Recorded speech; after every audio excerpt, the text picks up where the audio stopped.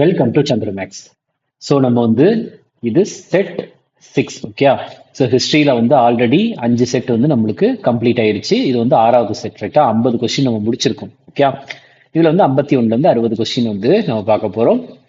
இதில் என்ன ஒன்றுனா, நம்மளுக்கு இது எல்லாமே வந்து ஸ்டெனோ 2025 கேட்கப்பட்ட கேள்விகள் மட்டும்தான். ரைட்டா, அதில் அந்த இப்போ ஆல்ரெடி ப்ரீவியஸ் இயர் கொஸ்டின் வந்து ஏன் அனலைஸ் பண்ணுங்கன்னு சொல்லிக்கிட்டே இருக்கிறாங்க அப்படின்னா, அதுல இருந்து மற்றும் அதை சார்ந்துதான் வந்து கொஸ்டின்ஸ் அப்படின்ற ஒன்று வரும். ரைட்டா, ஓகே.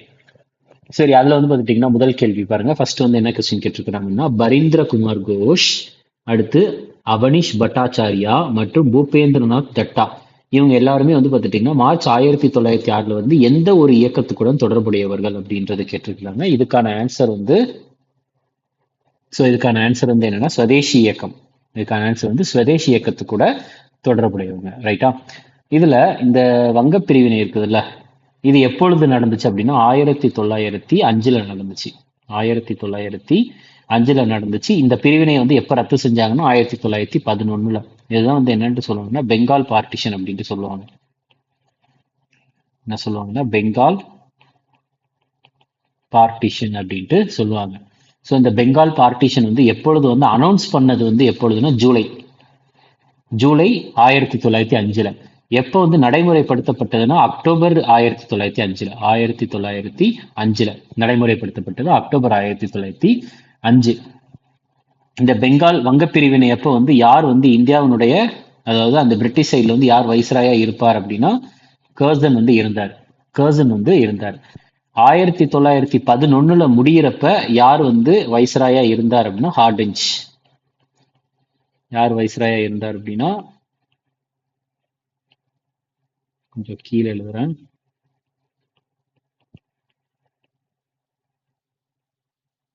ஹார்டிஞ்ச். ஸோ இவர் தான் வந்து பார்த்துட்டிங்கன்னா இருந்தார். ஸோ இது வந்து முக்கியம். அதாவது வங்க பிரிவினை அப்படின்றது வந்து என்ன பண்றாங்க, இப்போ இந்தியா வந்து இங்க இருக்குதுன்னா இந்த மேற்கு வங்கம் வந்து இந்த சைட்ல இருக்கும்.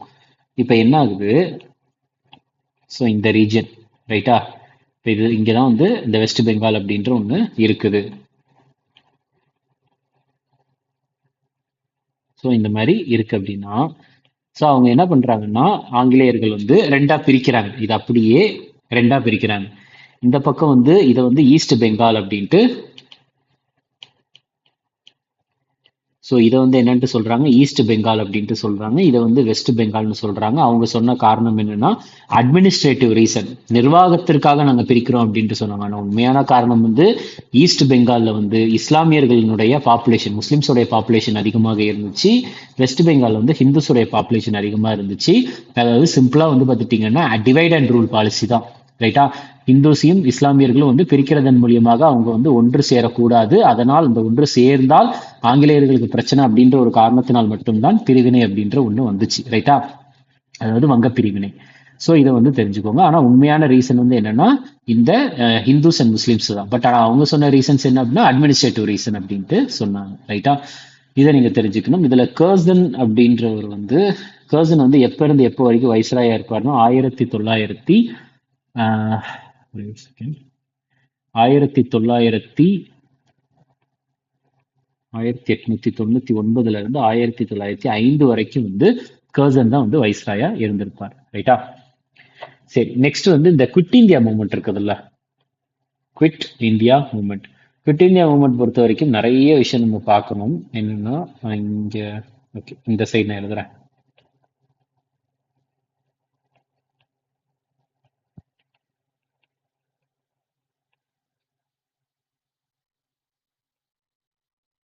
Quit India movement. So quit India movement அப்படின்ற வார்த்தையை வந்து சொன்னது வந்து யார் அப்படின்னா, இந்த ஒரு வாக்கியத்தை சொன்னது, அதாவது வெள்ளையனே வெளியேறு அப்படின்ற வாக்கியத்தை சொன்னது வந்து யூசப் மெஹர் அலி. ரைட்டா. ஸோ இந்த குவிட் இந்தியா அப்படின்றது வந்து, இந்த குவிட் இந்தியா இயக்கம் வந்து எப்பொழுது ஆரம்பிக்கப்பட்டது அப்படின்னா ஆகஸ்ட் 8, 1942 ஆரம்பிக்கப்பட்டது. எங்க ஆரம்பிக்கப்பட்டதுன்னா கோவாலியா டேங்க் மைதான். அந்த இடம் பேரு கோவாலியா டேங்க் மைதான். ஸோ இங்கே தான் ஆரம்பிக்கப்பட்டது. இந்த கவாலியா டேங்க் மைதான் வந்து எங்க இருக்கிறது அப்படின்னா பம்பாயில இருக்குது. பம்பாயில இருக்குது. இந்த குவாலியர் டேங்க் மைதானுக்கு என்ன பெயர் இப்ப வந்து என்ன பேருன்னு அழைக்கிறாங்கன்னா ஆகஸ்ட் கிராந்தி மைதான் அப்படின்ட்டு அழைக்கிறாங்க. ஆகஸ்ட் கிராந்தி மைதான் என்று அழைக்கிறாங்க இப்ப. ரைட்டா? ஸோ ஆகஸ்ட் 8 1942 இந்த குவிட் இந்தியா மூவ்மெண்ட் ஆரம்பிச்சு வச்சது யார் அப்படின்னா மகாத்மா காந்தி அவர்கள் தான். இது ஆகஸ்ட் மாசம் ஆரம்பிச்சதுனால் இதற்கு இன்னொரு பெயரும் இருக்குது. என்னன்னா ஆகஸ்ட் ரெவல்யூஷன் அப்படின்ற ஒரு பெயரும் இருக்குது. ஆகஸ்ட் ரெவல்யூஷன் அப்படின்ற ஒரு பெயரும் இருக்குது. அடுத்தது இந்த குவிட் இந்தியா மூவ்மெண்ட், அதாவது வெள்ளையனே வெளியேறல வந்து பெண்களினுடைய பார்ட்டிசிபேஷன் வந்து இல்லவே இல்லை அப்படின்ட்டு ஒரு ஸ்டேட்மெண்ட் வந்துச்சுன்னா தப்பு. அந்த ஸ்டேட்மெண்ட் பெண்களினுடைய பங்களிப்பு வந்து அதிகமாகவே இருந்துச்சு. அதுலேயுமே அதாவது உமன் மெம்பர்ஸ் வந்து முக்கியமானவங்க யாரெல்லாம் அப்படின்னா அருணா ஆசஃப் அலி அவர்கள், அடுத்தது சுச்சிதா கிருப்பலானி அவர்கள், அடுத்தது ராம் மனோகர் லோஹியா அவர்கள். ராம் மனோகர் லோஹியா அவர்கள், அடுத்து ஜே.பி. நாராயண் அவர்கள். ஜே.பி. நாராயண் அவர்கள். ரைட்டா? ஸோ இதுல இவங்க அருணா ஆசஃப் அலி இருக்கிறாங்கல்ல, அருணா ஆசஃப் அலி அவர்களை பொறுத்த வரைக்கும் முக்கியமான பாயிண்ட் எதெல்லாம் அப்படின்னா இவங்க தான் வந்து இந்தியன் பிளாகை ஏத்துனாங்க. இந்திய தேசிய கொடியை வந்து பார்த்துட்டீங்கன்னா கவாலியா டேங்க் மைதான்ல ஏத்துனவங்க இவங்க தான். கவாலியா டேங்க் மைதான் அதுல ஏத்துனது வந்து பார்த்துட்டீங்கன்னா அருணா ஆசஃப் அலி அவர்கள் தான். அடுத்து அருணா ஆசஃப் அலி அவர்களை தான் வந்து பார்த்துட்டீங்கன்னா இந்தியாவினுடைய grand old lady of India அப்படின்ட்டு சொல்லுவாங்க. தாதாபாய் நௌரோஜி வந்து பார்த்துட்டீங்கன்னா grand old man of India அப்படின்ட்டு சொல்லுவாங்கல்ல, இவங்களை வந்து grand old lady of India அப்படின்ட்டு யாரை சொல்றாங்கன்னா அருணா ஆசஃப் அலி அவர்களை தான் சொல்றாங்க. அடுத்து அருணா ஆசஃப் அலி அவர்கள் வந்து பார்த்துட்டீங்கன்னா பிரசிடென்டா இருந்திருக்கிறாங்க. சரியா? பிரசிடென்டா இருந்திருக்கிறாங்க. எதுக்கு பிரசிடென்டா இருந்திருக்கிறாங்கன்னா காங்கிரஸ் ஒர்க்கிங் கமிட்டிக்கு பிரசிடென்டா இருந்திருக்கிறாங்க. இந்த காங்கிரஸ் ஒர்க்கிங் கமிட்டி வந்து எப்போ உருவாக்கப்பட்டது அப்படின்னா நாக்பூர் செஷன்ல, இந்தியன் நேஷனல் காங்கிரஸினுடைய நாக்பூர் செஷன்ல உருவாக்கப்பட்டது. நாக்பூர் செஷன் வந்து 1920 வச்ச நாக்பூர் செஷன்ல தான் காங்கிரஸ் உருவாக்கப்பட்டது. ரைட்டா? ஸோ உமன் மெம்பர்ஸ் வந்து அருணா ஆசஃப் அலி மற்றும் சுச்சிதா கிருப்லானி, இவங்க வந்து பார்த்துட்டீங்கன்னா அது போக இருக்கிற மெம்பர்ஸ். ராம் மனோகர் லோஹியா, ஜே.பி. நாராயண் அவர்கள்லாம் உறுப்பினர்கள் தான். ரைட்டா?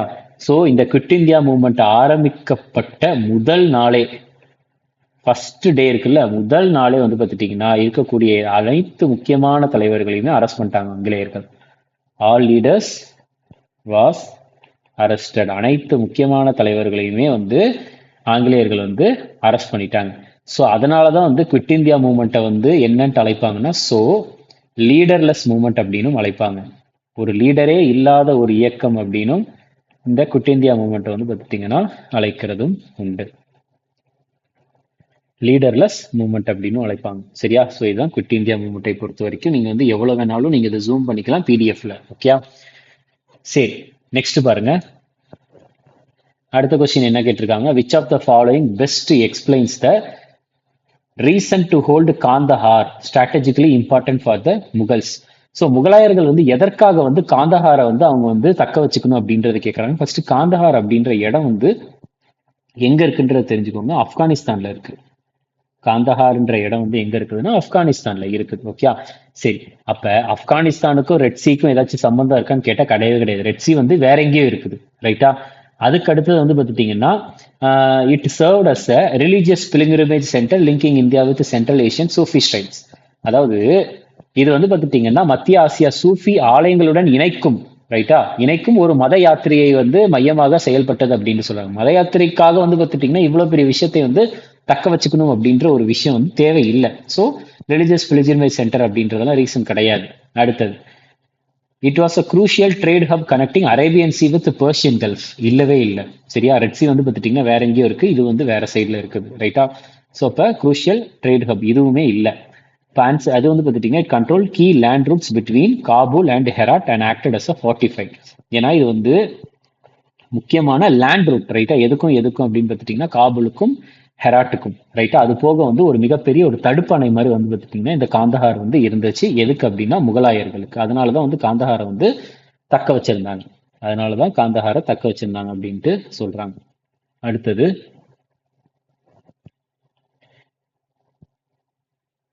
Okay, which dynasty was founded by Danti Durga in mid 8th century? 8ஆம் நூற்றாண்டு வந்து பார்த்துட்டீங்கன்னா தண்டி துர்காவால் ஆரம்பிக்கப்பட்ட தோற்றுவிக்கப்பட்ட வம்சம் வந்து எது அப்படின்றது கேள்வி. இதுக்கான ஆன்சர் ராஷ்டிரகூட வம்சம். ராஷ்டிரகூட வம்சம். சோழ வம்சத்தை உருவாக்கியது யார் அப்படின்னா விஜயாலய சோழா. நம்ம ஆல்ரெடி பார்த்தோம், விஜயாலய சோழா. நெக்ஸ்ட் வந்து பால வம்சத்தை உருவாக்கியவர் வந்து கோபாலா. ஓகே, நெக்ஸ்ட் பிரதிகர வம்சத்தை வந்து உருவாக்கியவர் வந்து முதலாம்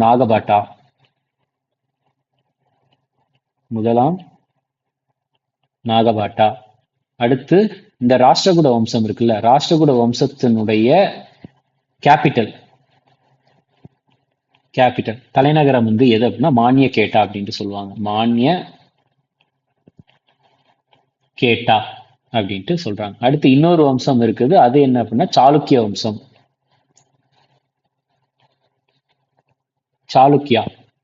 சாளுக்கிய வம்சத்தை வந்து தோற்றுவித்தது வந்து யார் அப்படின்னா முதலாம் புலிகேசி.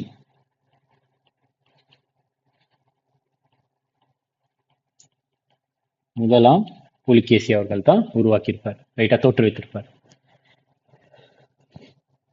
அடுத்தது பாருங்க, once the Time magazine had mocked Gandhiji's physical size, but to whom did it compare his martyrdom later on? அதாவது வந்து பார்த்துட்டீங்கன்னா டைம் இதழ் இருக்குல்ல, அது ஒரு மிகப்பெரிய மேகசின் ரைட்டா. டைம் இதழ் வந்து ஒரு காலத்துல வந்து காந்திஜியினுடைய உடல் அளவை வந்து கேலி செய்தது ரைட்டா. ஆனால் பின்னர் அவரது இறப்பிற்கு அப்புறம், அதாவது அவருடைய உயிர் தியாகத்திற்கு அப்புறம் வந்து யாருடன் அந்த அதே டைம் இதழ் வந்து யாருடன் அது வந்து ஒப்பிட்டது அப்படின்ட்டு கேட்கறாங்க. இதுக்கான ஆன்சர் வந்து பார்த்துட்டீங்கன்னா ஆப்ரஹாம் லிங்கன் கூட வந்து அவங்க வந்து டைம் இதழ் வந்து ஒப்பிட்டாங்க ரைட்டா. அடுத்தது ஸோ நெக்ஸ்ட் இது ஸ்டேட்மெண்ட் ரிலேட்டடான கொஸ்டின். இதில் என்ன கேட்டிருக்காங்கன்னா provincial architecture in medieval India, அது ரிலேட்டடா வந்து எது கரெக்டானதுன்றது கேட்டிருக்காங்க ரைட்டா. மெடிவல் இந்தியாவில் ப்ரொவின்ஷியல் அப்படின்றது மாகாணம் ஓகே, அதுல வந்து ஆர்கிடெக்சர் ரிலேட்டடா. சரி, இப்போ இதில் என்ன அப்படின்னா ஃபர்ஸ்ட் ஸ்டேட்மெண்ட்டை வாசிக்கலாம். Bengal and Jaunpur developed distinct architectural styles separate from Delhi sultanate அப்படின்ட்டு சொல்றாங்க. ஓகே, இது ஒரு காமனான ஸ்டேட்மெண்ட்டா இருக்கு, படிக்கிறப்ப எந்த ஒரு எக்ஸ்ட்ரீமான வார்த்தையும் இல்லை.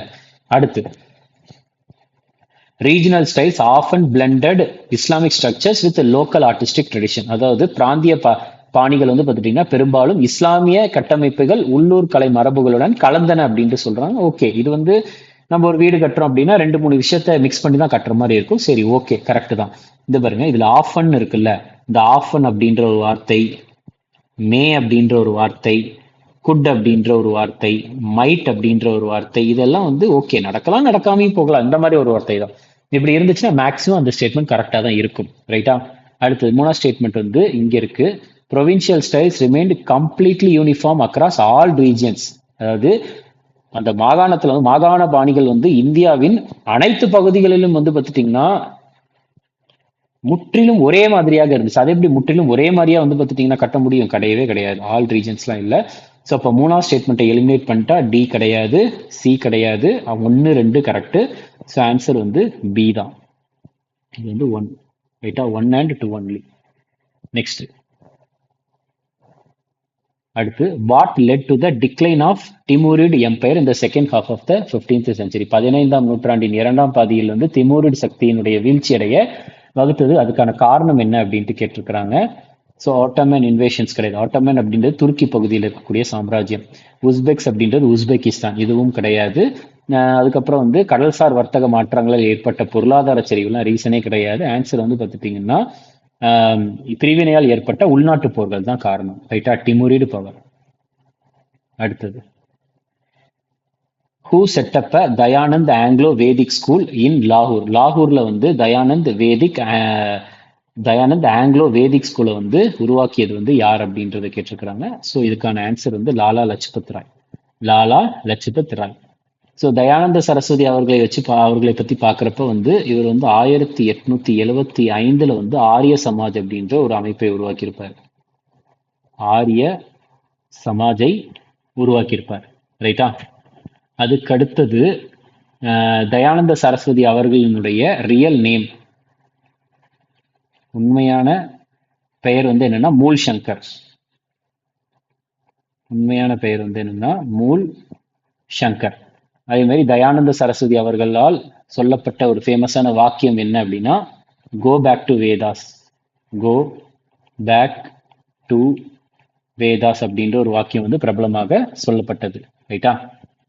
அதுக்கு அடுத்தது வந்து தயானந்த சரஸ்வதி அவர்கள் வந்து ஒரு ஒரு இயக்கத்தையும் வந்து பார்த்துட்டீங்கன்னா வழி நடத்தியிருப்பார். அதுதான் வந்து என்ன இயக்கம்னா சுத்தி மூமெண்ட். சுத்தி மூமெண்ட். சுத்தி மூமெண்ட் வந்து எதற்கூட தொடர்புடையது அப்படின்னா, ஸோ ஆங்கிலேயர்களால் வந்து பார்த்துட்டீங்கன்னா ஆங்கிலேயர்களாகவும் வேற ஒரு விஷயங்களாலும் வந்து பார்த்துட்டீங்கன்னா ஹிந்து மதத்திலேருந்து வேற ஒரு மதத்துக்கு வந்து மாறி இருப்பாங்க. ஸோ அவங்கள வந்து பார்த்துட்டிங்கன்னா திருப்பியுமே வந்து ஹிந்துயிசம்க்கு வந்து பார்த்துட்டிங்கன்னா கன்வெர்ட் பண்ணுறது தான் இந்த ஒரு இயக்கத்தினுடைய நோக்கமாக இருந்துச்சு. ஹிந்துயிசம் கன்வர்ஷன், ஹிந்துயிசம் கன்வெர்ட், அதுதான் இந்த சுத்தி மூமெண்ட்டினுடைய நோக்கமாக இருந்துச்சு. ரைட்டா? ஸோ இது ஒன்று. அதுக்கு அடுத்தது வந்து பாலகங்காதர திலகரை பொறுத்த வரைக்கும் நான் எழுதுறேன், பாலகங்காதர திலகர். ஸோ இவர் தான் வந்து என்னன்னு சொல்லுவாங்கன்னா ஃபாதர் ஆஃப் இந்தியன் அண்ட்ரஸ்ட் அப்படின்ட்டு சொன்னாங்க. ஃபாதர் ஆஃப் இந்தியன் அண்ட்ரஸ்ட் அப்படின்ட்டு சொன்னாங்க. ஸோ இதை வந்து சொன்னது யார் அப்படின்னா வேலண்டைன் சிரோல் அப்படின்றவர் தான் சொல்லியிருப்பார். வேலண்டைன் சிரோல் அப்படின்றவர் தான் சொல்லியிருப்பாரு. அதே நேரத்தில் பாலகங்காதர திலகர் வந்து 2 இதழ்களை வந்து பார்த்துட்டீங்கன்னா இவருக்கு வந்து பார்த்துட்டீங்கன்னா ஒரு டைட்டிலும் இருக்கு. என்ன டைட்டில்னா லோக் மன்யா அப்படின்ற ஒரு டைட்டில். லோக் மன்யா அப்படின்ற ஒரு டைட்டிலும் இருக்கு. அடுத்து இவர் வந்து 2 இதழ்களை வந்து வெளியிட்டிருப்பாரு. ஒன்று வந்து மராட்டா. ஸோ இன்னொன்று வந்து என்ன அப்படின்னா கேசரி.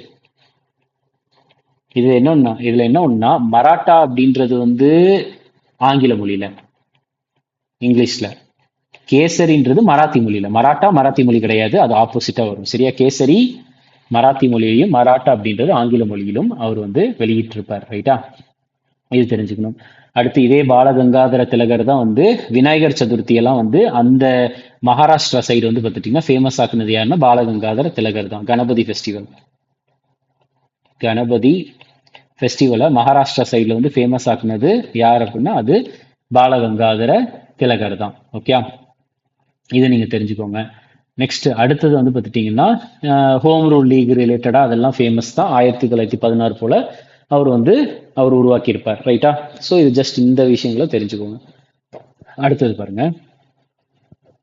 ஸோ டோட்டலாக வந்து எத்தனை மகாஜனபதங்கள் இருக்குன்னா 16 ஜனபதங்கள் இருக்கு. மகாஜனபதங்களையும் அதனுடைய தலைநகரத்தையும் மேட்ச் பண்ண சொல்லி இருக்கிறாங்க. ஸோ வட்சாவினுடைய தலைநகரம் வந்து பார்த்துட்டிங்கன்னா அது கௌசாம்பி தான். கரெக்டு. மகதாவினுடைய தலைநகரம் ராஜ்கிரகா. கரெக்டு. குருக்கு வந்து பார்த்துட்டிங்கன்னா இது குருன்றது வந்து இந்திரபிரஸ்தா வரும். அவன்டிக்கு வந்து பார்த்துட்டிங்கன்னா உஜ்ஜைன் வரும். சரியா? டோட்டலாக எத்தனை மகாஜனபதங்கள் இருக்குன்னா 16 மகாஜனபதங்கள். 16. ஓகே. ஸோ ஆன்சர் வந்து பார்த்துட்டிங்கன்னா ஏபிடிசி. இங்க இருக்கு ஏபிடிசி, ஆப்ஷன் ஏ. ஓகே. ஸோ இது தெரிஞ்சுக்கோங்க. இதுல ராஜ்கிரிகா இருக்குல்ல, ராஜ்கிரிகா மகதாவினுடைய தலைநகரம் ராஜ்கிரிகால இருக்கும். இந்த ராஜ்கிரிகாவை வந்து என்ன பண்ணுவார் அப்படின்னா ராஜ்கிரிகால இருந்து தலைநகரத்தை எங்க மாத்துவாங்கன்னா பாட்டாளிபுத்ராக்கு மாத்திடுவாங்க. அதாவது பாட்டாளிபுத்ரான்றது இப்ப இருக்கக்கூடிய பாட்னா. பாட்டாளிபுத்ராவுக்கு தலைநகரத்தை மாத்திடுவாங்க. அதாவது கேபிட்டல் வந்து மாத்திடுவாங்க. இந்த தலைநகரத்தை மாத்தினது யார் அப்படின்னா உதயின் தான் வந்து மாத்துவார். அடுத்தது இது வந்து தமிழ் டிரான்ஸ்லேஷன். அடுத்து which feature is not commonly associated with French colonial architecture in India? So இதில் வந்து பார்த்துட்டிங்கன்னா சிம்பிள், இது வந்து ஈஸியாகவே சொல்லிடலாம். பிரெஞ்சு காலனித்துவ கட்டிடக்கலையினுடன் பொதுவாக எந்த அம்சம் தொடர்புடையதாக இல்லை அப்படின்ட்டு. இது நம்மளுக்கு தெரியாது, இது தெரியாது, இது தெரியாது. ஆனா இது நல்லாவே தெரியும். முகலாயர்கள் கட்டிடக்கலைக்கும் அதுக்கும் சம்பந்தம் கிடையாது. ஸோ அப்ப ஆன்சர் இதுவா தான் இருக்கும். புரியுதா? ஸோ அப்ப ஆன்சர் வந்து பார்த்துட்டீங்கன்னா இதுதான். ஏன்னா வைடு வெராண்டாஸ் வந்து பிரெஞ்சு கூட தொடர்புடையது தான். இந்த எல்லாமே வந்து பார்த்துட்டீங்கன்னா தொடர்புடையதுனாவே வச்சுக்கலாம். ஆனா முகலாயர்களுக்கும் அவங்களுக்கும் சம்பந்தம் இல்லைல்ல. ஸோ அப்ப முகலாயர்களுடைய டேர்ம்ஸ் வந்து முகலாயர்களுக்குள்ளது தான். அப்ப பிரெஞ்சோடது கிடையாது. இது ஒரு காமனான கொஸ்டின் தான். அடுத்தது கடைசி கொஸ்டின் பாருங்க. Which with reference to the Indian Councils Act 1892, which of the following statement consider the following statement and choose the correct ஆனது கேட்டிருக்கிறாங்க. ஸோ இந்தியன் கவுன்சில்ஸ் ஆக்ட் எந்த வருஷம் அப்படின்னா 1892. இந்த இதுல வந்து பார்த்துட்டீங்கன்னா எது வந்து சரியான ஸ்டேட்மெண்ட் அப்படின்றது கேட்டிருக்கிறாங்க. ஸோ ஃபர்ஸ்ட் ஸ்டேட்மெண்ட்டை பாருங்க. ஸோ ஃபர்ஸ்ட் வந்து பார்த்துட்டீங்கன்னா என்ன சொல்லியிருக்கிறாங்க, it significantly increased the number of official members in the central legislative assembly, central legislative council. So இது வந்து அஃபிஷியல் மெம்பர்ஸை வந்து இன்க்ரீஸ் பண்ணவே இல்லை. யாரை இன்க்ரீஸ் பண்ணாங்க அப்படின்னா நான் அஃபிஷியல் மெம்பர்ஸை தான் இன்க்ரீஸ் பண்ணாங்க. நான் அஃபிஷியல் மெம்பர்ஸை தான் இன்க்ரீஸ் பண்ணாங்க. ஸோ ஃபர்ஸ்ட் ஸ்டேட்மெண்ட் தப்பு. அதுக்கு அடுத்தது வந்து ரெண்டாவது ஸ்டேட்மெண்ட் பாருங்க. It empowered legislative councils to discuss the budget and address questions to executive. இது சரிதான். பட்ஜெட் வந்து பார்த்துட்டீங்கன்னா டிஸ்கஸ் பண்ணலாம், எக்ஸிக்யூட்டிவ்க்கு வந்து கொஸ்டின்ஸை அட்ரஸ் பண்ணலாம். அடுத்து it introduce principle of direct election for non official members. கிடையவே கிடையாது. ஏன்னா டைரக்ட் எலெக்ஷனை வந்து 1892 சட்டத்துல வந்து கொண்டு வரல. அது எந்த சட்டத்துல கொண்டு வந்தாங்க அப்படின்னு பார்த்துட்டீங்கன்னா 1919 சட்டத்துல தான் கொண்டு வந்தாங்க. கவர்மெண்ட் ஆஃப் இந்தியா ஆக்ட் 1919 மோன்டாகு கெல்ம்ஸ்ஃபோர்ட் ரிஃபார்ம்ஸ்ல தான் வந்து கொண்டு வந்தாங்க. ஸோ இந்த ஸ்டேட்மெண்ட்டுமே தப்பு. ஸோ ஆன்சர் வந்து பார்த்துட்டீங்கன்னா 2 மட்டும்தான். ஓகே. ஸோ இதோட வந்து பார்த்துட்டீங்கன்னா நம்மளுக்கு ஸ்டெனோவினுடைய ஹிஸ்ட்ரி கொஸ்டின்ஸ் வந்து ஓவர். ரைட்டா? ஸ்டெனோவினுடைய ஹிஸ்ட்ரி வந்து நம்மளுக்கு கம்ப்ளீட் ஆயிடுச்சு. ஸோ ஆல்ரெடி பாலிட்டி வந்து கம்ப்ளீட் ஆயிடுச்சு. இப்போ வந்து ஹிஸ்ட்ரியும் ஓவர். நம்ம இதுக்கு அடுத்து நம்ம ஜாகிரபியை கண்டினியூ பண்ணலாம். ஜாகிரபி ஃபர்ஸ்ட் நான் 2 வீடியோ விட்டுருக்கிறேன். சரியா? அதை ஒரு தடவை பாருங்க. அதை பார்த்துட்டு திருப்பி அதுக்கு அடுத்து நம்ம 3வது வீடியோல இருந்து பார்க்கலாம். Okay, thank you.